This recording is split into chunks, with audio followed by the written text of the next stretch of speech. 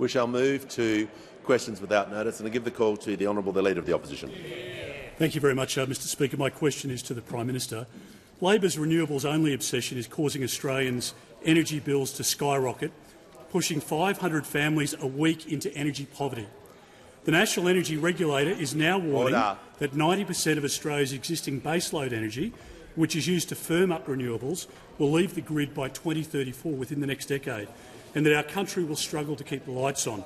Why is the Albanese government making life harder for Australian families who are already struggling to cope with Labor's cost of living crisis? Order. The Minister for Climate Change will not interject while questions are being asked. Order. The Prime Minister has the call. Thanks very much, Mr Speaker. Well, I don't accept what the Leader of the Opposition has just said about the energy regulator.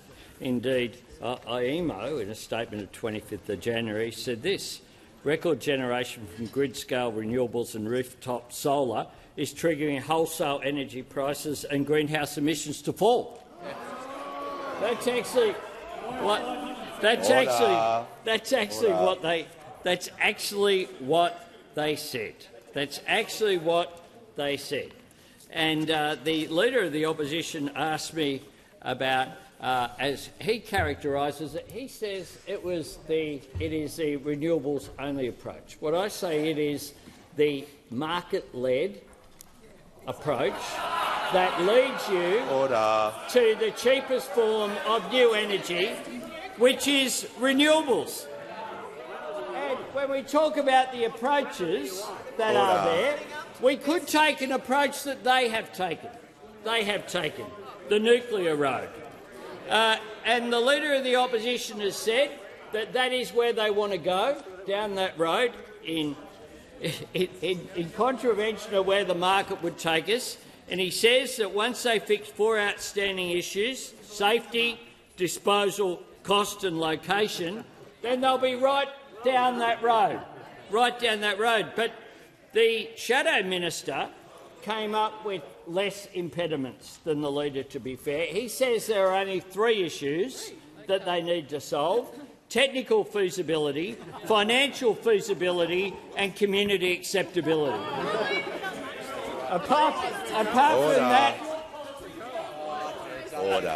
from that, it's all good, Mr Speaker. Apart from that, it's all good. Now, the climate is changing, but the Liberal Party never will, Mr Speaker.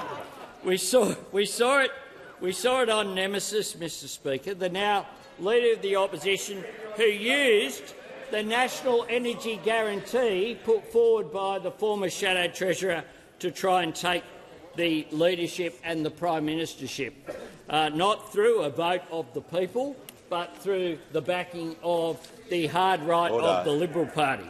The Prime Minister will pause. Order. Members on my right will cease objecting so I can hear from the Leader of the Opposition on a point of order. Thank you very much, Mr Speaker. My point of order is on relevance. The Prime Minister has a situation where 500 families a week are being pushed into energy poverty. Can he answer a straight question and give them some— Resume your seat. Mind all members, including the Leader of the Opposition, they are entitled to take a point of order on relevance. The member for Reid will cease interjecting. The Prime Minister has another 30 seconds to answer the question, and the Leader of the Opposition raises a relevant point of order. And I'm just going to ask the Prime Minister to return to the question. Thanks, Mr Speaker. I suggest if the Leader of the Opposition wants us to go down the nuclear road, he should stop having meltdowns, Mr Speaker. He should stop having meltdowns. Because Prime Minister will return to the question. He consistently is all angry, Mr Speaker. Hopeless on energy, but always obsessed with power. Give a call. Order. The House comes to order. Hear from the member for Gilmore. My question is to the Minister for Employment and Workplace Relations. How is the Albanese Labor government supporting low-paid workers to earn more and keep more of what they earn, and what approaches have been rejected? Call to the Minister for Employment, Workplace Relations and the Minister for the Arts. Thanks, Mr Speaker, and thanks to the member for Gilmore, another member of this place committed to making sure that Australian workers earn more and keep more of what they earn. A big part of that is the government's approach to the annual wage review. As a result of the approaches that we've taken to the annual wage review over the last 2 occasions, people on the minimum wage are now earning $110 a week more than they were, and on top of that, they'll get a tax cut of $827. This year, the government again, the Albanese Labor government again, will argue that low-paid workers should not be going backwards. Now, that position is not matched by those opposite. Those opposite who call out right now real wages, not acknowledging that for the last 3 quarters we have had real wages rising, and also not acknowledging that after the Leader of the Opposition told business, "Go out and make the case for me," what's the next thing business does? Call for a real wage cut. That's what they've now called for.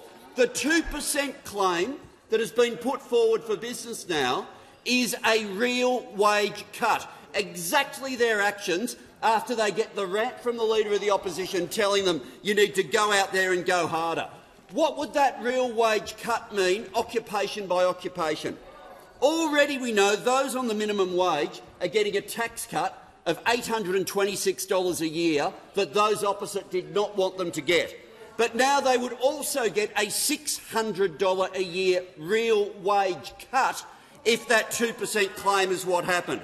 Already we know a cleaner on award conditions is getting $1,047 a year extra on tax cuts, but the wage cut, they didn't want them to get the tax cut, and now there'd be a wage cut of $620 a year for a cleaner. For a retail worker, $640 a year wage cut in real terms. Those opposite want people to work longer for less. And it's no different to what they did. What they're pursuing now in opposition is matched by what they did in government. Never once did they argue for a pay rise at the annual wage review. Never once.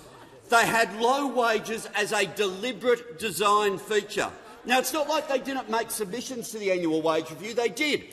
We'll all remember the subheading that was there on one of their submissions, the importance of low-paid work. That's what they argued to the Fair Work Commission, keep wages low. That's what they argue now, to keep wages low. When the member for New England argued that a pay rise would just be window dressing, he was giving the same argument that those opposite one by one believe. They spent a decade keeping wages low, and now, when people are struggling with cost of living, their answer is to cut wages.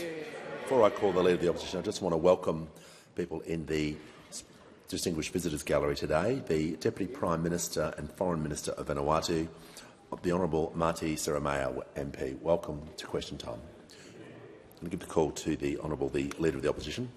Thank you very much, Mr Speaker. My question is to the Deputy Prime Minister. Can the Deputy Prime Minister advise the House that following the government's $5 billion order for nuclear reactors from Rolls-Royce, that our submariners are safe in the submarines with the nuclear reactor? Give the call to the order, the member for Herbert. Give the call to the Deputy Prime Minister and the Minister for Defence. Well, thank you, Mr Speaker, and I thank the Leader of the Opposition for his sneaky gotcha question about the nuclear reactors that were being constructed at Rolls-Royce in Derby. Can I just say we're talking about sealed nuclear reactors that will never be refuelled, that are of the size to power one machine, that are not designed to power cities, that will need to be disposed of for the first occasion in the early 2050s, where those opposite are talking about establishing a civil nuclear industry which, if it's to have any impact on emissions reduction, will need to be operating in the 2030s with all the attendant disposal associated with that. But let me make one other point. Yes, the nuclear reactors will be safe for both the submariners, as they will for those who are at HMAS Sterling. Why? Because we are spending an enormous amount of money to make sure that they are secure. Now, if you take that amount of money and apply it to all the The Deputy Prime Minister will pause. I can appreciate the energy regarding this question, but I need to hear the answer. I literally can't hear anything. So it would assist the House if members could tone it down. The member for O'Connor,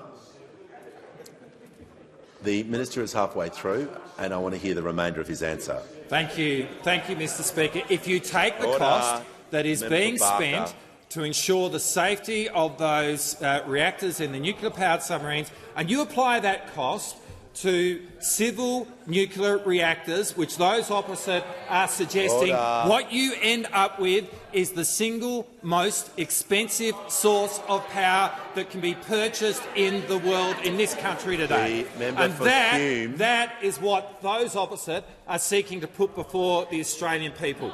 The idea that you would try and draw some equivalence between small nuclear reactors, which are powering a single machine, with what those opponents are trying to suggest about nuclear reactors which are designed to power cities is patently ridiculous, and it's the kind of analysis which underpins the ridiculous thought that those opposite are trying to put on the Australian people. Order. The member for Fisher will cease interjecting. When the House comes to order, I'll hear from the member for Wills. Thank you, Mr. Speaker. My question is to the Minister for Infrastructure, Transport, Regional Development and Local Government.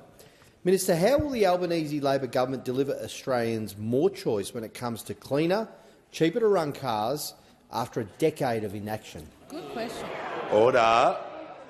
The member for Page and the member for Hume will cease interjecting before I call the minister. The member for Canning, I just said don't interrupt before I call the minister. Give the call to the Minister for Infrastructure, Transport, Regional Development and Local Government. Thank you so much, Mr. Speaker. And can I thank the member for Wills for the question. Of course, earlier today, the Minister for Climate Change and I stood with representatives of Toyota, Hyundai, Tesla, the Motor Traders Association of Australia, the Australian Automobile Dealers Association, the Electric Vehicles Council to announce a new vehicle efficiency standard that is right for this country. After extensive consultation, we have released a model that delivers Australians more choice of new cars. Will save Australians thousands of dollars at the Bowser, $95 billion less in petrol out to 2050. It will reduce the emissions that come from the cars that we drive, and a model where Australians can continue to buy the utes, the SUVs that we all love. And as we know, a new vehicle efficiency standard is not a new thing. It has been coalition policy for over a quarter of a century, with John Howard back in 2001 stating that the coalition was negotiating a new fuel efficiency standard for motor vehicles to reduce the amount of fuel consumed per kilometre travelled. Yet the Howard government, of course, could not deliver one. It's a policy that the then Abbott-Turnbull government, the Morrison government as well, with the member for Bradfield trying, with our support, it is becoming increasingly important that we harmonise our approaches to vehicle emissions with those in place in other countries. Yet they were unable to actually deliver. While this government is delivering what the Liberals and Nationals could not do, a new vehicle efficiency standard that is right for Australia, with legislation to be introduced into this place tomorrow. We've undertaken extensive consultation with the industry and the community and have incorporated sensible amendments and suggestions that make improvements to our preferred option whilst ensuring a sustainable and effective standard. A limited number of four-wheel drives, such as the Toyota Land Cruiser, a great vehicle, the Nissan Patrol, regarded as those workhorse vehicles, will move from the passenger car into the light commercial category. We're smoothing the emissions trajectory for light commercial vehicles, taking into account both the recently announced changes in the US and the different range of credits that are available there. And we're adjusting what is known also as the breakpoints. The standard will start on the 1st of January next year, but credits and penalties starting on the 1st of July. I want to thank everyone who's engaged constructively with this policy. This is how you actually make good policy, a lesson that those opposite might like to learn. You go out, you consult, you work collaboratively with industry to make sure that you've got the model right, and then you have the courage of your convictions and you make sure that you're delivering. Where the coalition gave up, Labor is doing the hard work of delivering what is right for Australia.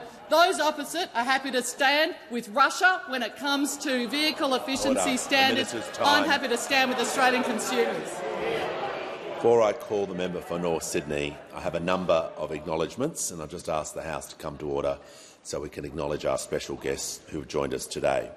I inform the House that present in the gallery today are representatives from the Fred Hollows Foundation, including Founding Director of the Board, Gabby Hollows AO.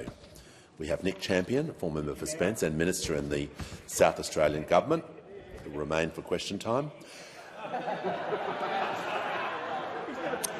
We have order. We have Duncan Armstrong OAM, former Olympian, and members of the National Cabinet, Youth Cabinet, led by Y Australia, John Erin, a former member for Victoria, and John Watkins, the former Deputy Premier of New South Wales.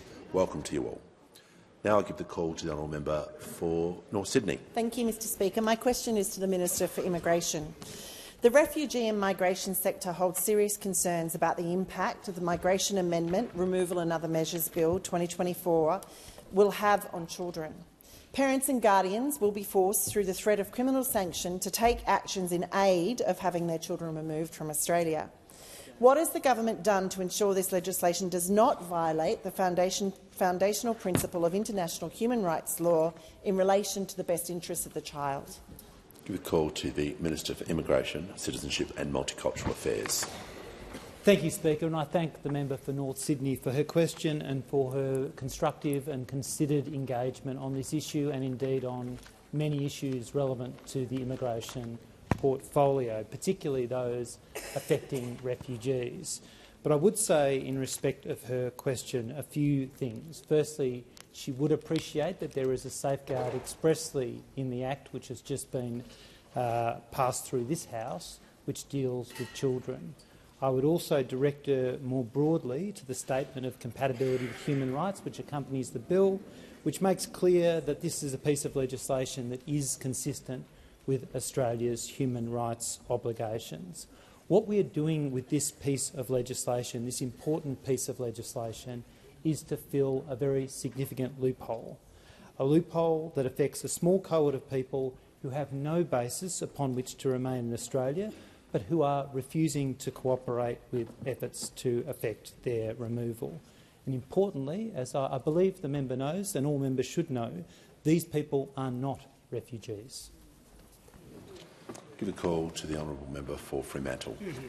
Thank you, Mr Speaker. My question is to the Minister for Climate Change and Energy. What will the Albanese Labor government's new vehicle efficiency standard mean for Australian motorists, and what is the significance of this reform after a decade of inaction? Call to the order. The Leader of the Nationals. Give the call to the Minister for Climate Change and Energy. Thank you, Mr Speaker. I thank the honourable member very much for his question and for his very active leadership on matters of climate change in this House. And, Mr Speaker, the honourable member asked me what it means for Australian motorists that this government will introduce vehicle efficiency standards. And what it means is, after 20 years of governments promising Australian motorists and consumers to get better standards and better choices, this government will deliver it. This government will deliver after 20 years of failed promises. 5 decades after the United States introduced standards, Australia will catch up. Years after Japan, China, Saudi Arabia, India, New Zealand and Canada introduced standards, Australian motorists will catch up. 6 years after the previous coalition government promised to introduce the standards and consulted on details and then squibbed it, Australia will catch up. $4 billion of unnecessary expenditure on petrol and diesel over the last 6 years as a result of the previous government knowing that they should have introduced the standards but then not proceeding. Australian motorists will finally catch up. Now, the Minister for Transport and I held a press conference just before question time with Tesla and Toyota. With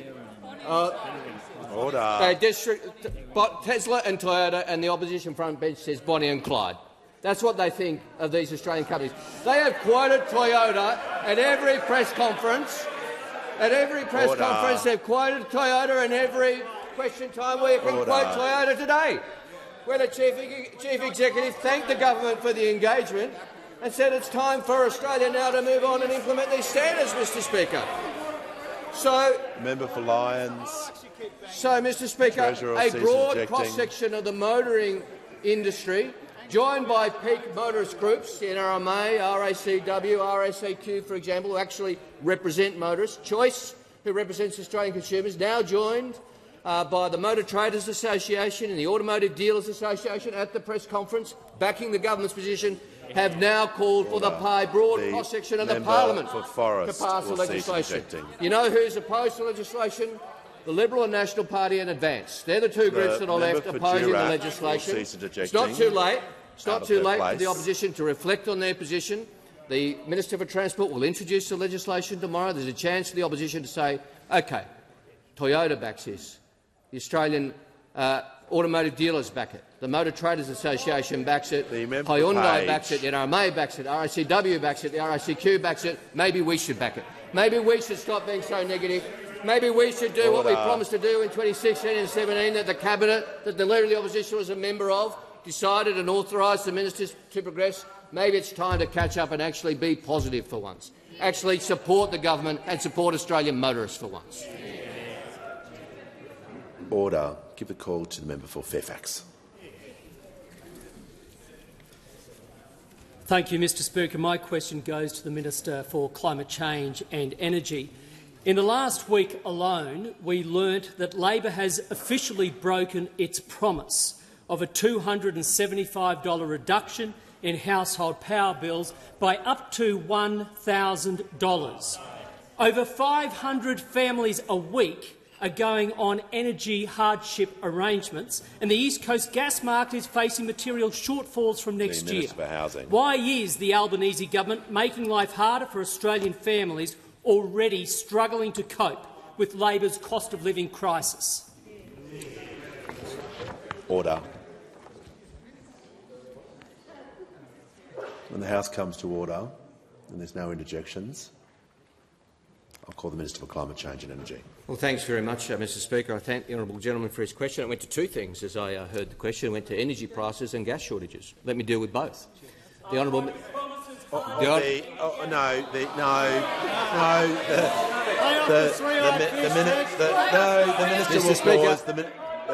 The minister will pause. The minister will pause.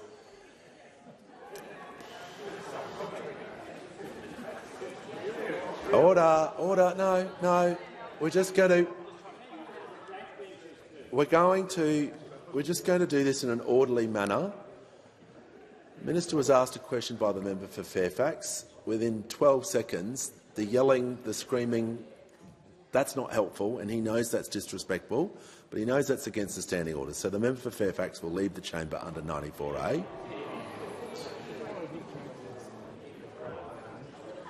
Order. That sort of behaviour is, everyone knows, is completely unacceptable. The Minister for Climate Change and Energy has the call. Thanks very much, Mr Speaker. The honourable member asked me about energy prices, and he asked me about the impact of government policy. Well, the fact of the matter is that this government's intervention has saved a customer on Ausgrid $843. Well, Victoria, $555, $819 in South East Queensland, $992 in South Australia. These are policies introduced by this Prime Minister, this Treasurer, this government, opposed, actually voted against, in all readings of the House and in the Senate by those opposite. And they have the temerity to come here and say we should do something about power prices when they voted against the intervention that was designed and has achieved those results. And then we saw last week the Leader of the Opposition misquoting the Australian Energy Regulator in a previous question, but what the Australian Energy Regulator actually did do last week is announce reductions in power prices, partly as a result of the intervention of this government, which they opposed. So it takes more front than David Jones to come in here and oppose those things and then ask why we aren't doing more. And the honourable member also asked me about the Statement of Gas Opportunities and how it flagged shortfalls in gas. Well, let's go through the gas Statement of Opportunities for the last 10 years. In 2013, the statement said, and I quote, there may be potential shortfalls in Queensland and New South Wales. In 2014, it said the short-term projected gas shortfalls remain unchanged to 2017.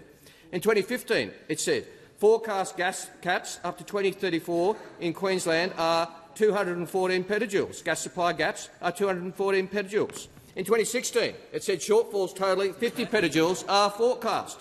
I think there's a pattern emerging, Mr Speaker. 2017, maintaining system security is becoming more challenging, said AEMO in that 2017 gas report. In 2018, they said projected southern gas supply gaps first appear in 2030. In 2019, Mr Speaker, they forecast gaps and being tight between 21 and 2023. All two patterns have emerged. Shortfalls in every statement and all under a coalition government.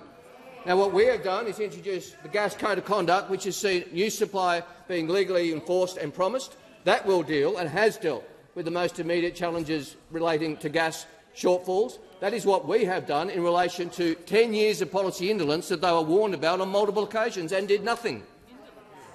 Give the call to the honourable member for Robertson. Thank you, Mr Speaker. And my question is to the Minister for Social Services.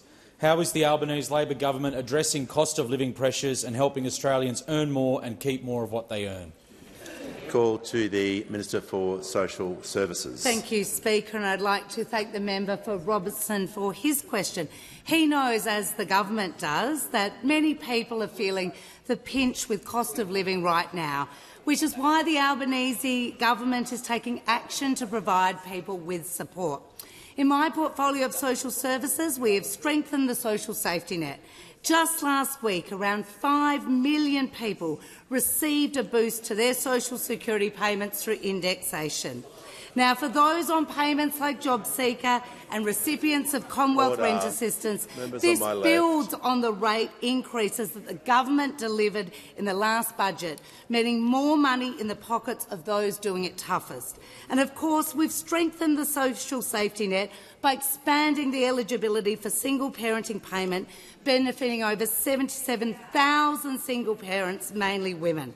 We've frozen the social security deeming rates and we've expanded access to the Commonwealth Health Seniors Card. We've taken action by helping concession card holders with their power bills. We've made medicines cheaper and we've made it cheaper for pensioners, children and other concession holders to see a GP.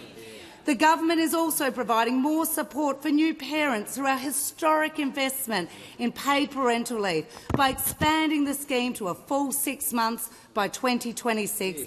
Families will receive an extra 6 weeks of paid leave following the birth or adoption of their child. Now, when fully rolled out, that's over $5,000 more in the family budget. And it's not only our government ensuring that parents earn more while they take time off to look for their baby, but we're also ensuring women will retire with more with our recent announcements that we will pay superannuation on the government-paid parental leave scheme from July 2025. Now, in addition, we're also providing more support for community sector organisations, helping those organisations pay fairer wages to their workers. This includes fairer wages for people like Amelia, who works for St Pat's as a support worker, helping those experiencing homelessness. Now, like all community sector workers, not only will Amelia benefit from a pay increase, she will also benefit from Labor's tax cuts. Amelia will receive $1,330 in tax cuts in July this year to assist with the household budget. Our government is supporting Australians in a range of circumstances through the social services portfolio, whether it's those who rely on the safety net, work in the community sector or taking time out to be a parent. It is this government that is ensuring people earn more and keep more of what they earn. Before I call the member for Hume, I'm pleased to welcome the New Zealand Minister for Commerce, Consumer Affairs, Small Business and Manufacturing, the Honourable Andrew Bailey. Give the call to the Honourable Member for Hume. Thank you, Mr Speaker. My question is to the Prime Minister. Prime Minister, given Australia is in a GDP per capita recession, can the Prime Minister define what a GDP per capita recession is? Order. Order. Order. Oh, members on my left will see. Order. Order. Members on my left will cease interjecting. and members on my right will also join them. The Prime Minister has the call. Thanks very much, Mr Speaker, and I thank the Shadow Treasurer for his question and for his constant talking down of the Australian economy. Constant talking down of the Australian economy, because he's quite upset because the comparison of Australia with the G7, or the comparison with the former government as well, shows that here in Australia we have an economy that continues to grow. We have wages that are growing, including real wages. We have inflation, which is continuing to moderate. We have productivity that is increasing, and we have a budget that has gone from a was a $78 billion deficit under that mob into a $22 billion surplus, Mr Speaker. And if you compare that with other economies in the region, we have higher economic growth than Canada, than France, than Germany, than Italy, than Japan, than the UK, not higher than the US, it must be said, but higher than 6 of the G7 nations. We have employment growth that is higher than all the G7 nations. The Prime Minister will pause. Order. The Minister for the Environment and Water will cease interjecting. The member for Hume on a point of order. Thank you, Mr Speaker. Relevance. It was a very tight question about defining a GDP per capita recession. If the Prime Minister doesn't know the answer, he should sit down. Resume your seat. The Prime Minister was asked about order. Order. The Minister for Social Services, the Minister for Infrastructure can cease with their interjections. The Prime Minister was asked about GDP per capita recessions. I take it the member's asking for a definition of what that is. You're requiring an answer. Well, under the standing orders, I've got to make sure I can't deliver that for the member for Hume. Just want to be upfront. I've got to make sure the Prime Minister is being directly relevant. I know the answer he would like, maybe other members, but whilst the Prime Minister is talking about the GDP, he is being directly relevant. Now, that's not the answer you want. I appreciate that. But under the standing orders, yes, I appreciate that. But under the standing orders, for the Prime Minister to be relevant, he's got to be talking about the issue.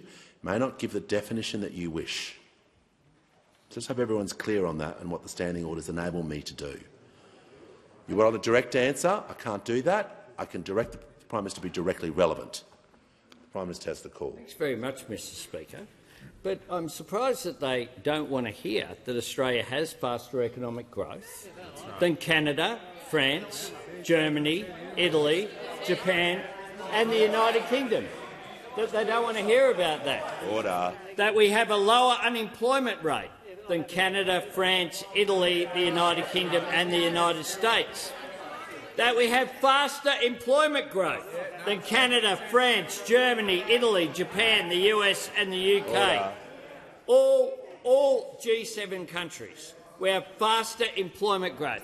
And what we saw last week with their questions, of course, was that when the figure came in at 3.7% for unemployment, with record employment growth under this government now, totalling more than 750,000 Australians in work, they hated it. They hated it. They talked it down, and they continued to talk down the Australian economy. And I'm not surprised that they continue to talk down the Australian economy, because they have absolutely nothing positive to offer. Order. The Deputy Leader of the Opposition will cease objecting. Give the call to the honourable member for Swan.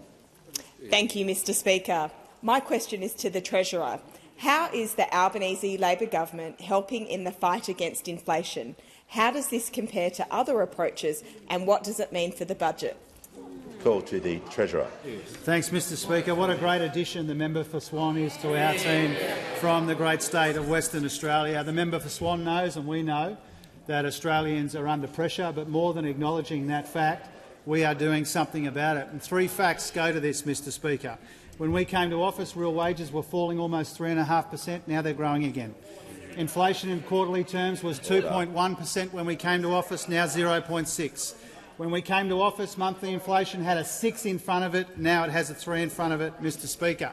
And we'll get another monthly figure tomorrow. The monthly figures, as we know, are a bit less predictable, a bit more volatile, a bit less reliable than the quarterly figures. And whether the number tomorrow ticks up a little bit or ticks down a little bit, the direction of travel is very clear. We know that inflation is down substantially since its peaks in 2022, but we know that people are still under pressure. We know that we're making welcome and encouraging progress in the fight against inflation, but inflation is still higher than we'd like. And that's why our approach to inflation and to wages is so important. Now, Mr Speaker, we don't have an inflation problem in our economy because the lowest paid Australians are earning too much, Mr Speaker. We see decent wages growth as part of the solution to cost of living pressures, not part of the inflation problem. And that's why we think cost of living help and tax cuts should be in addition to, not instead of, a decent pay rise for minimum wage workers, Mr Speaker. Now, our cost of living policies are designed to put downward pressure on inflation. The ABS says we took about 0.5 percentage point off inflation last year as a consequence of our cost of living policies that those opposite voted against. And that meant, and I'm asked by the Shadow Treasurer right on cue, I'm very fortunate, Mr Speaker, he asked me about prices. Since the middle of last year, electricity prices have gone up about 3.5%. If they'd had their way, Mr Speaker, when they voted against our plan, electricity prices would have gone up more than 18%. Mr Speaker, when they voted against our cost of living help, they voted for higher inflation in our economy, Mr Speaker. Because of our efforts, inflation is coming down and wages are going up.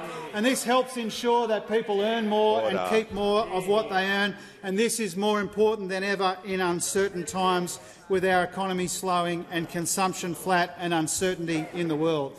And that's why, Mr Speaker, the focus on the next budget shifts a little bit but not a lot. Not away from what is responsible and what is affordable, but recognising that we've got this inflation challenge, but we've also got a growth challenge in our economy, and our fiscal strategy will shift a little bit as well as we have a bigger emphasis on investment in the drivers of future growth in the economy, Mr Speaker. Still a primary focus on inflation, but not a sole focus on inflation. The reason why the first two budgets were successful, Mr Speaker, is because they are aligned to the economic conditions, and the third one will be as well. Member for Hume. Give a call to the Honourable Deputy Leader of the Opposition. My question is to the Prime Minister. If the government's energy policy is working, why are 500 families a week going on to energy hardship arrangements? Order. The member for Spence will leave the chamber under 94A. Interjecting during a question, and particularly before a minister answers, is highly disorderly.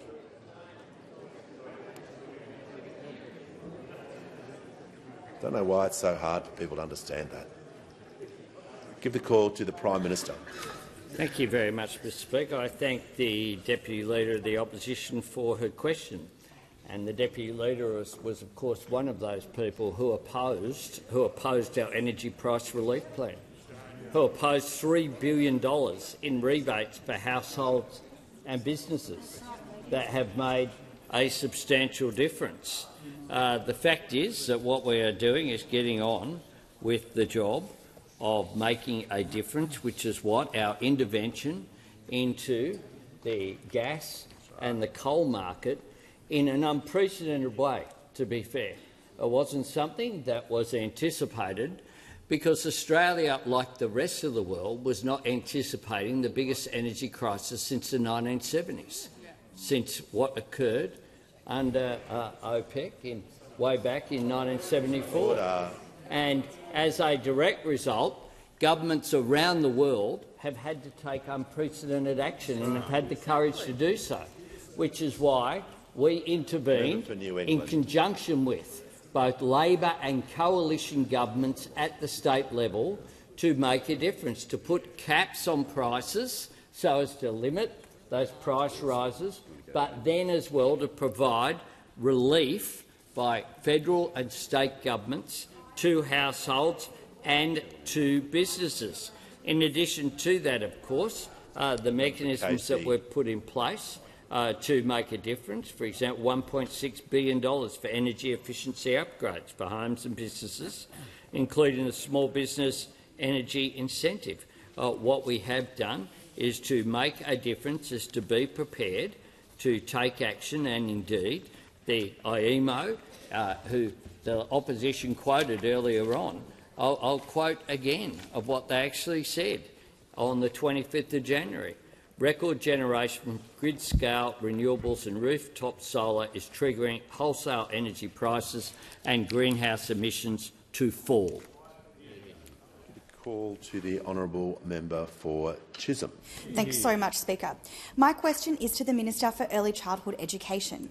How will the Albanese Labor government's tax cuts provide cost of living relief and support the aspirations of educators and teachers in the highly feminised early childhood education and care sector? Give a call to the Minister for Early Childhood Education and the Minister for Youth. Many thanks, Mr Speaker, and many thanks to the wonderful member for Chisholm for her question. Come 1st July, Mr Speaker, 81,000 taxpayers in Chisholm will get a tax cut because of the actions of this government. And they join 13.6 million Australian workers in every single electorate right across the country who will see more money in their pockets to help with the cost of living. And Australian women taxpayers will get an average tax cut of $1,649 on average. Around 6 million Australian women will get a bigger tax cut under our government's plan as opposed to the plan of those opposite. The Albanese government wants to support the aspirations of all Australians, whether they be low-income earners, middle-income earners or high-income earners.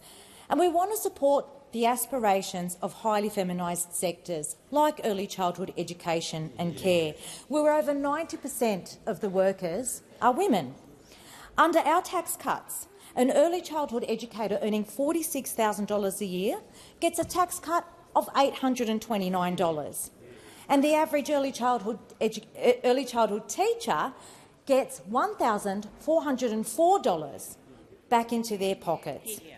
Now, Mr Speaker, the dedicated and hard-working professionals who educate our youngest Australians love the work they do. They are passionate about early childhood education and child development. But, Mr Speaker, as they often tell me, love doesn't pay the bills. That's why we want early childhood educators to earn more and to keep more of what they earn. Yeah. We've already supported 2 increases in modern awards benefiting early childhood educators. We've changed the Fair Work Act so that early childhood educators can bargain for better wages and conditions, something that they've aspired to for far too long. We know there's more to do, and we're actively working with the sector and the unions to retain those talented and dedicated professionals, but also to attract new workers into the sector towards a sustainable early childhood education system for all Australians. Now, when those opposite were last in government, keeping wages low was the centrepiece of their economic agenda. They want early childhood educators to work longer for less. They don't want them to get a tax cut, and they don't want them to earn more. In contrast, on this side of the House, the Albanese Labor government wants all Australians to earn more and to keep more of what they earn. Give a call to the honourable member for Kennedy. Prime Minister, a farmer ploughs, tilts, fights disease, weed, irrigates, fertilises, harvests, cleans and delivers to stores. Cold and worthless pay the farmer 49 cents a potato, put it on a shelf and charge customers $4.50, an 800% markup.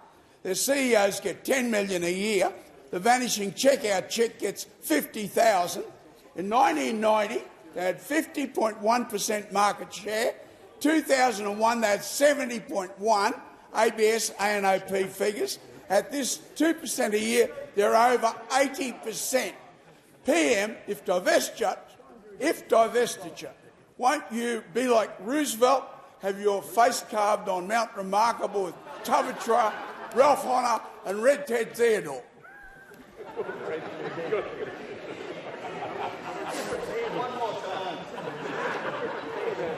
One of the best. Give the call to the Prime Minister. Thank you for the unique member for Kennedy for that question. And indeed, the member for Kennedy is many things. I would describe him absolutely, though, as fair income, about his commitment to his electorate, his commitment to people, whether they be farmers or miners, whoever they are in his seat. He's a champion for his community, and the issues that he raises here about Australian producers and farmers, the feeling that they don't get a fair shake from the product of their work, I think he's spot on. When farmers are getting less money for their product, whether it be a potato as the one that he used, or any other veggie or product, then you would expect that to translate into cheaper prices at the checkout. And the truth is that it hasn't done so. And that is why my government's determined to hold them to account. That's why we've got the ACCC conducting an inquiry. They'll produce an interim report as well as then a final report.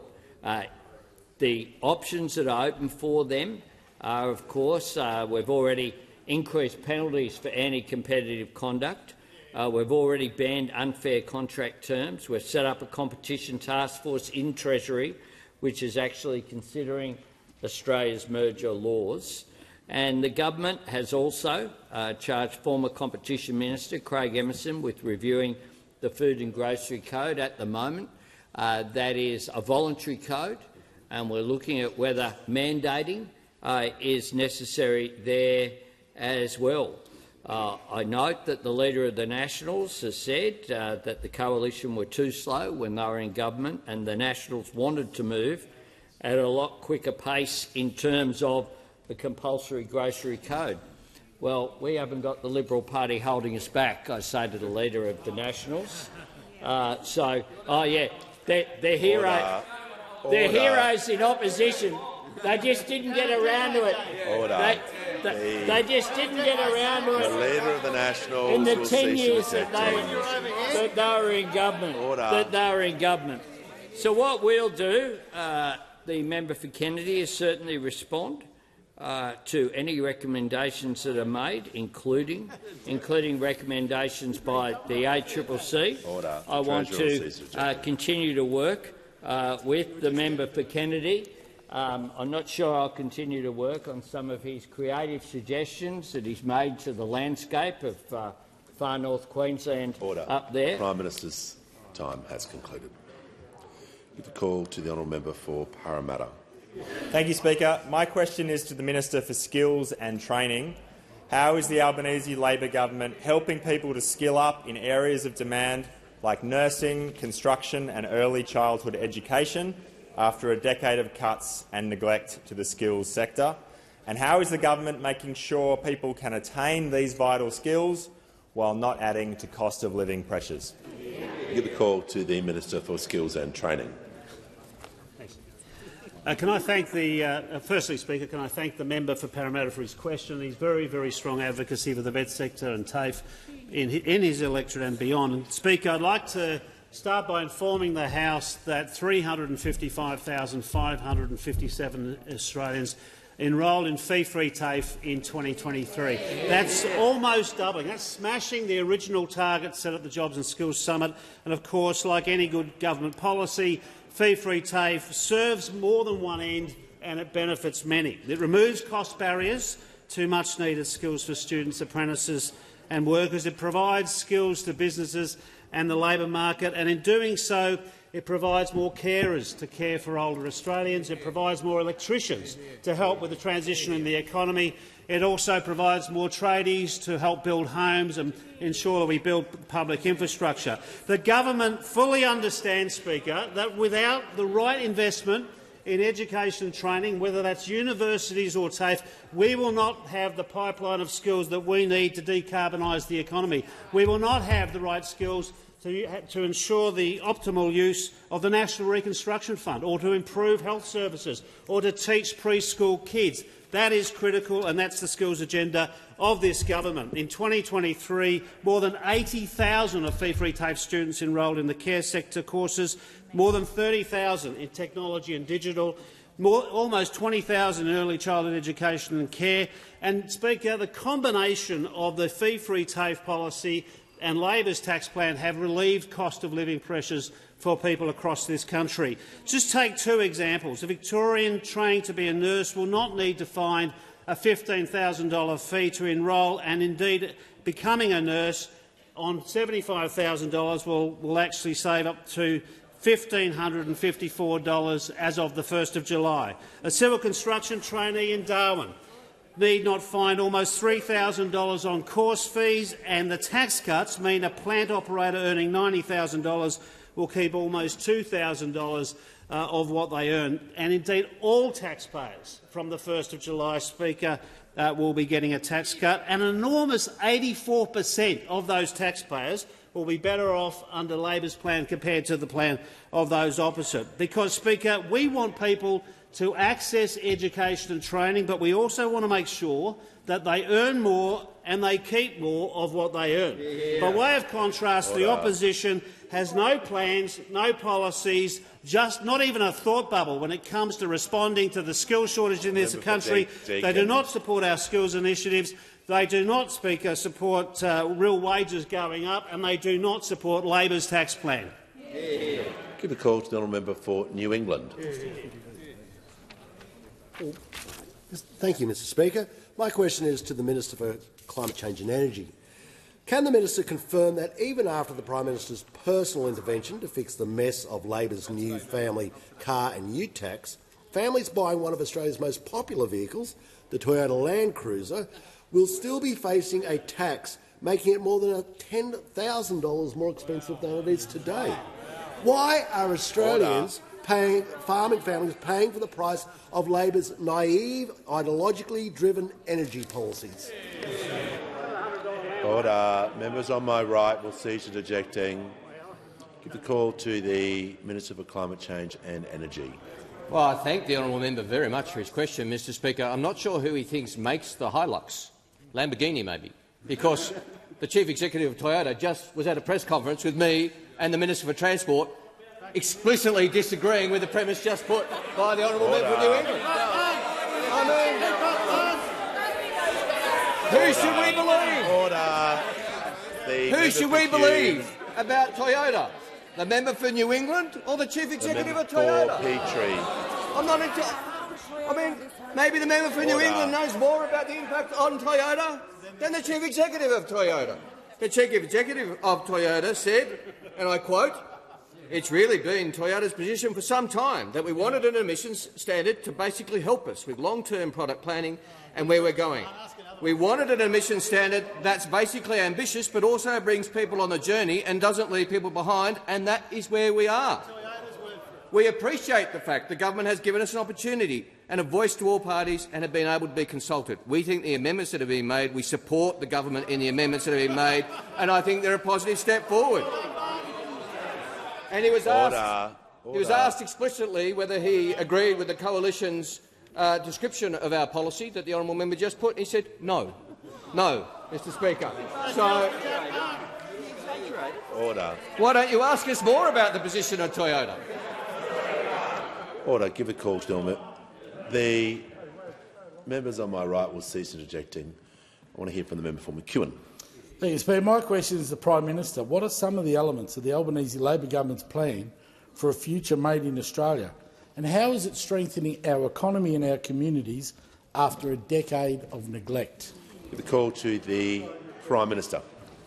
I thank the member for McEwen for his question, and of course, to go off the questions that have been asked by those opposite, of course, one of the things that we don't make in Australia anymore is motor vehicles, because those people over there told them to leave. Didn't think it was worthwhile. Now, this government's position is very different. We believe in a future made here in Australia. We believe in greater diversity of what we can make. We believe that we need to train and upskill Australians to make high-value, complex manufacturing all the way through. The Deputy Leader of the Opposition. The Deputy Leader of the Opposition. If I call your name, that's the ideal time to stop. So we're just going to make sure when the questioner was heard in silence, the same courtesy is going to be responded to the person answering the question. So we're just going to take the temperature down for the remainder of this answer. The Prime Minister has the call. Thanks, Mr Speaker. One of the things we have done is the National Reconstruction Fund. It's already in discussions with companies. Order. The Deputy Leader of the Opposition is now warned. It can't be fairer than that. Oh, no, the Deputy Leader of the Opposition will leave the chamber under 94A. If I'm warning you, that is definitely not the time to interject. Okay, the Prime Minister has the call. Thanks, Mr Speaker. The NRF that doesn't have a colour-coded spreadsheet. Right. The NRF that actually requires companies to come forward and have business cases in order to get funding and co-investment from government. That's the process that we are doing.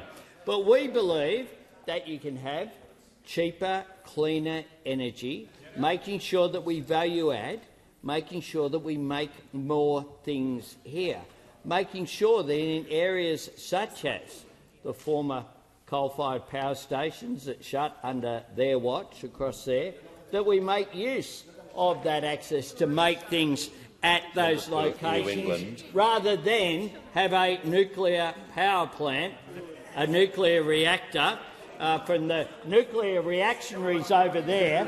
That's their vision going forward as well. And we see practical examples. We see practical examples with the deal just announced in the last fortnight and completed for 100 boxes being made in Redbank in Queensland. An example of whereby this heavy weapon carrier will be exported to Germany, a deal worth $1 billion to the Australian economy, a deal in which 600 direct jobs will be created in Queensland alone, with flow-on effects right across the supply chain. That's why you need to make things here, to make sure that you have that expansionary economy, that you are also not dependent just upon imports for things that are critical. That's why we have our critical minerals plan. That's why we are engaging in making more things here in Australia. It is a fundamental belief that this government is putting in place day by day right across the portfolios. Give the call to the honourable member for Calare. To the Prime Minister. A year after the storm and flood disaster hit Eugowra, Molong, Canandra, Kudal and Manildra in central western New South Wales, the state and federal governments each stumped up $50 million to support 4 local government areas. It's become very clear that this amount will not be enough. With the federal budget looming, our communities are requesting further financial support, including for housing, so that nobody is left behind. Will your government answer those calls and deliver further funding? Give the call to the Prime Minister. I thank the member for Calare for his question. I thank him as well for hosting my visit to Eugowra on Friday. Previously, the member for Calare had asked me to return. It's a site that I went to in 2022, a community that was devastated by these terrible floods, as were many areas in the member for Riverina seat, the member for Page and others. Of course, more recently I visited in Queensland on the Gold Coast and far north Queensland. All up, we've delivered some $600 million for flood relief, including, of course, in Eugowra. That has included $20 million from each level of government for the Resilient Homes program in the Central West, supporting the New South Wales Reconstruction Authority to consult with councils and the local community on a buyback program there, a buyback program that's in place in Lismore in the electorate of Page. We've also provided for a share of the $25 million Community Assets program, and I've spoken to Kevin Beattie, the Mayor of that Shire, about applications there. When I was in Eugowra, I think we met just about everyone in that town. They are brave, resilient people, and I pay tribute to them. I thank Kay and Max for welcoming us into their home that has been rebuilt. You can see the watermark on their property, which was there. Most of their possessions they lost in the floods. They weren't insured, but they used some grant money to take out, as well as a small mortgage on their house to repair and rebuild. They moved into that home last year just before Christmas, and they're just terrific people. They're typical of the people who we met in the main street. There was a vintage car exhibition on in the main street last Friday night, and therefore there was a lot of people around, and we engaged with them. We consulted with them. We'll continue to work with the New South Wales Government. I thank the member for the genuine representations that he has made on behalf of individual constituents, but also on behalf of his communities. At the worst of times, we see the best of the Australian character, and I certainly saw that with the people who I met in Eugowra last week. We will work with the New South Wales Government, who of course run the Reconstruction Authority as well, on what further can be done. We remain on all of these issues. I don't regard them as partisan issues. I go into electorates when I'm asked to, and we provide what assistance we can. And I look forward to continuing to work on these issues with the member for Calare. The call to the honourable member for Lingiari. Thank you, Speaker. My question is to the Minister for Education. Minister, what is the Albanese Labor government doing to make it easier for people in regional Australia to go to university, to earn more money and to keep more of what they earn? Call to the Minister for Education. Thanks very much, Mr Speaker, and can I thank my friend the legendary member for Lingiari for a question. A couple of weeks ago I was in Taree with the member for— Order. Did something happen? Order. Did you smile again? Once only once a week. Order. The Minister will ignore the interjections. I'll try, Mr Speaker, I will try. A couple of weeks ago I was in Taree with the member for Lyme, and we visited the Taree University Study Hub. And on the wall as you walk in there's a sign that says, "Go further, closer to home." In Taree there's about 270 students at the moment doing more than 80 different degrees and courses at universities right across the country, and they don't have to move away from home to do it. We want Australians to earn more and keep more of what they earn, and a key part of that is helping more Australians to get a crack at going to TAFE or to university. If you've got a university degree, you earn, on average, an extra $30,000 a year more than somebody whose last year of education was Year 12. Almost 1 in 2 young Australians in their 20s today has a university degree, but not everywhere, not in regional Australia. In regional Australia it's about 28%, and in the more remote parts of Australia it's even less. And that's why these hubs are important. The evidence is that where they are, there are more people who go to university and there are more people who finish their university degree. In other words, they work. At the moment, there are 34 right across the country, and as part of the Universities Accord, we're doubling that. 20 more in the regions and 14 in the outer suburbs of our big cities. Yesterday, I announced the location of the first 10 of those new regional university study hubs. They'll be everywhere from the Pilbara in northwest of WA to East Arnhem Land in the Territory to King Island off the coast of Tassie. There'll also be new hubs in Innisfail, Warwick, Chinchilla and Longreach in Queensland, Victor Harbour in South Australia, Gippsland in Victoria and Katanning in WA.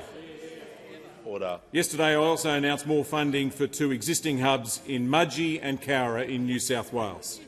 Applications for the new suburban hubs will open shortly, and applications for the next 10 regional hubs will open after that. And as I've said in this place before, I urge members talk to their communities, talk to their local TAFE and universities and encourage them to apply. These hubs are a key part of helping more Australians to get a crack at going to university, and that will help them to earn more, and our tax cuts will help them to keep more of what they earn. Call to the honourable member for Lindsay. My question is to the Minister for Climate Change and Energy. The Australian Energy Market Operator warned Australia faces a gas shortage which could emerge by next winter, and the East Coast market will be in yearly supply deficit by 2028. Senex Energy CEO Ian Davies said the gas market is a mess and that, quote, something needs to change and quickly before large industries battle for survival and the lights go out. Why is the Albanese government making life harder for Australian families who are already struggling with Labor's cost of living crisis? Give the call to the Minister for Climate Change and Energy. Well, thanks, Mr Speaker. I thank the honourable member for her question and congratulate her on her elevation to the front bench. And she's asked me several questions already, and she's already the most effective shadow minister I've faced this term, Mr Speaker. But I have to correct her gently on the premise of her question. Because she asked me about the gas statement of opportunities and the shortages that the gas statement of opportunities talked about. I ran the House through a few minutes ago how every single equivalent statement in the 10 years that those opposite were in office warned of gas shortages. Every single one. And it wasn't just the gas statement of opportunities, Mr Speaker. Those opposite received other warnings.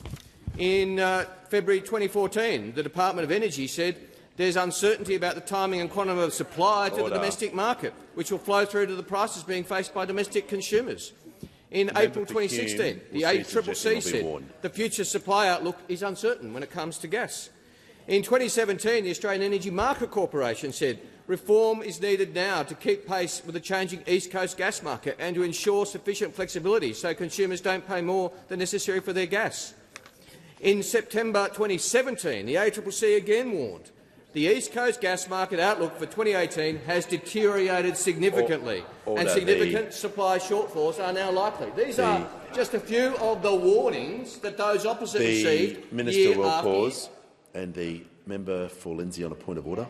Point of order on relevance. Australian families are struggling. Why is the government making it harder in this cost of living crisis? I didn't ask about alternative policies. Order. Order. No, the member for Lindsay is entitled to raise a point of order.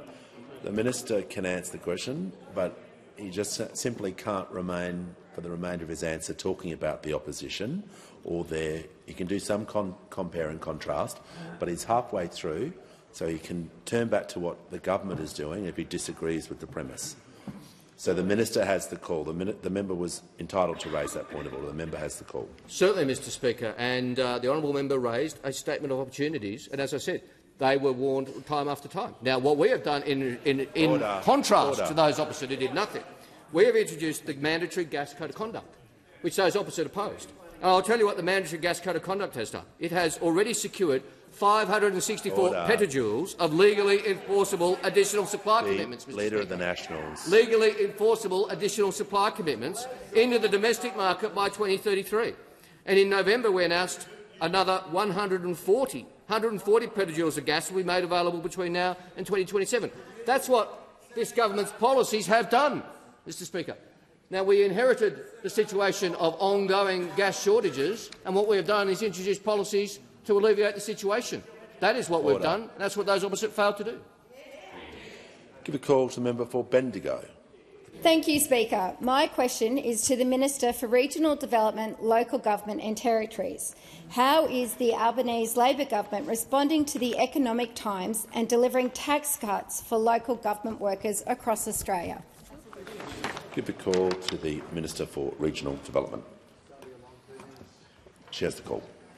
Thank you, Mr Speaker, and I want to thank the member for that question. She's a big advocate for her local councils, and I only met with the City of Bendigo last week, In her electorate alone, 66,000 taxpayers will be receiving, on average, a tax cut of $1,424. That's 88% of taxpayers who will be better off under Labor's tax cuts. And, Mr Speaker, on this side of the House, we take local government seriously, valuing the work they do for our communities, undertaken by thousands of workers across our country. We want to make a real difference to the cost of living for those who work in our local government sector. We want them to earn more and to keep more of what they earn, Mr Speaker, and we have delivered. People across Australia will see an increase in their pay packets. Under Labor, our outdoor teams, who keep our streets clean, our parks tidy and our rubbish collected, will receive an average tax cut of $1,760. A hard-working grader operator, who we know are in high demand right across the country, who earns around $74,200, will receive a tax cut of $1,535. A council, parks and garden supervisor on $105,000 a year will see a tax cut of $2,304. Because on this side of the House, we believe people should earn more and they should keep more of what they earn. That's why Labor's tax cuts will deliver on that promise from the 1st of July, unlike those opposite who want people to work longer for less. I've met with over 200 local governments across Australia who have told me that cost of living pressures are biting in their communities and attracting workers to the sector can be difficult. And I now hear from them that Labor's tax cuts will make a real difference to the sector. Because on this side of the House, we've always backed local governments. We brought them back to the table of National Cabinet. We re-established the Council of Local Governments. We've increased road black spot funding. We're doubling roads to recovery. We take our job seriously, and we know that they're a trusted delivery partner across the nation. I've said it before and I will say it again. On this side of the House, we believe in what we do. We deliver for what our communities ask for, and they asked us to make sure that local governments were looked after, and that's exactly what this side of the House is doing. We have delivered more for local government in our nearly 2 years than those opposite did in 10. And that's why they continue to engage with the Albanese Labor government. We've already had over 400 registrations for the Australian Council of Local Governments later this year, and every member of this House engages with local councils because we know how important they are to delivering the services our communities need. Call to the member for Hughes. Thank you, Mr Speaker. My question is to the Minister for Climate Change and Energy. 64,000 households are on electricity hardship in New South Wales. New South Wales households on hardship have increased by 82% under Labor's watch. That's nearly 366 households added to electricity hardship in New South Wales every week under Labor. Why is the Albanese government making life harder for Australian families who are already struggling to cope with Labor's cost of living crisis? Call to the Minister for Climate Change and Energy. Well, thanks very much, Mr Speaker. I thank the honourable member for her question, but feel obliged to remind her that she voted against bill relief, Mr Speaker. She voted against coal and gas caps to help the constituents she refers to. She voted against providing rebates to people paying energy bills and small businesses, Mr Speaker. So instead of coming in here and asking questions about it, it might have been better if she voted to support those constituents that she refers to. That might have been realistic support she could have given to her constituents. She could have actually extended a hand of friendship to the government that was introducing those coal and gas caps, which have been effective, Mr Speaker, and the rebates as well. Instead, Mr Speaker, the honourable member is a member of a party which is proposing to introduce the most expensive form of energy available at $86 billion for one nuclear reactor, and we very much look forward to that debate. Give the call. Order. Give the call to the honourable member for Solomon. Thanks very much, Speaker. My question is to the Minister for Health. How are the Medicare urgent care clinics making it easier for Australians to see a doctor, and how is the Albanese Labor government working with the states and territories to strengthen Medicare after a decade of cuts and neglect? Give the call. Order. Give the call to the Minister for Health and Aged Care. Thank you, Speaker, and I thank the member for Solomon for his question. He is a relentless advocate for better and cheaper health care in the top end. He has the great privilege of representing the hard-working hospital staff from the Royal Darwin and the Palmerston hospitals, every single one of whom will receive a tax cut on the 1st of July. And he knows that a large part of those staff's work is driven by aeromedical retrievals, bringing people into Darwin from outside and also transferring some of them down to the bigger hospitals in Adelaide and Melbourne. And along with the member for Lingiari, Mr Speaker, the member for Solomon argued relentlessly for our government to fund a second rescue helicopter and a second jet for CareFlight. And it's been terrific to visit CareFlight with the member for Solomon and see those assets already operating, ensuring 365-day per year coverage for the territory. Now, he also promised his community a Medicare urgent care clinic, Mr Speaker, and as of next week, the clinic in Palmerston will have been operating for 6 months, 7 days a week, fully bulk billed. It's seen around 5,000 patients already, a third of whom are under 15 years of age. And this terrific service is not only providing urgent care when and where people need it in Darwin and Palmerston, it's also taking pressure off those local hospitals. Around half of the patients who have been asked at that clinic have said they would have otherwise have had to go to the emergency department if the clinic wasn't available. The member for Solomon and our government are utterly committed to strengthening hospital services in the top end, not just relieving pressure from the EDs, but also correcting a long-standing inequity that sees the Northern Territory receive a smaller share of hospital funding than any other jurisdiction in the country. But the landmark deal that the Prime Minister secured with National Cabinet in December, Mr Speaker, will fix that inequity, delivering more than $160 million in additional funding to Territory hospitals in the first year alone of our new funding agreement. This government's approach, Mr Speaker, could not be more different from that of the Leader of the Opposition when he was the Health Minister, kicking off those 10 years of cuts and neglect that the member for Solomon talking about. By cutting funds to general practice in his first budget as Health Minister, he piled the pressure on hospital emergency departments, and then he cut hospital funding as well by $50 billion across the country, according to his own budget glossy from his first budget, slashing around $90 million just from the top-end hospital network in the first few years of those cuts. Well, this government, Mr Speaker, is delivering more support for the Territory in housing, in schools and in healthcare as well. All they got from the Leader of the Opposition was cuts and chaos.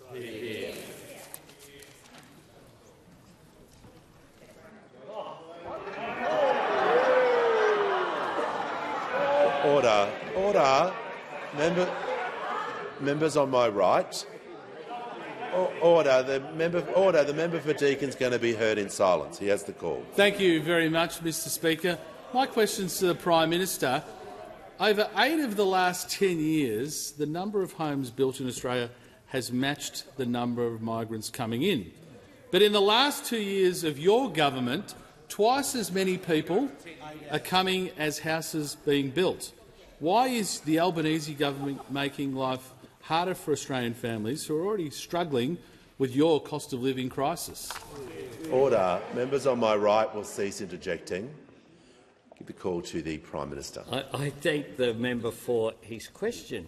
And he, of course, in referring to the last 10 years, ignored the fact that during this thing called the pandemic, and you remember that, the borders were closed.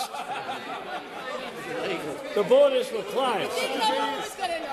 So no one was coming in. Order. No one was coming in. They missed that. They missed that, Mr Speaker. No one was coming in. And then when the pandemic ended, their leadership, including the Leader of the Opposition, called for more migration, not less. Called for more, not less. Order. And we're, of course, cleaning up the mess that was left, because they left a system whereby students could just come in willy-nilly without any proper... The Prime Minister will pause. The member for Hume was suggesting want the member for Deakin to state the point of order and I'll give a statement after the point of relevance. He has the call. Thanks, Mr. The Speaker. Prime Minister's completed his point answer. of order's relevance. Resume your seat. Resume your seat. Order. Order.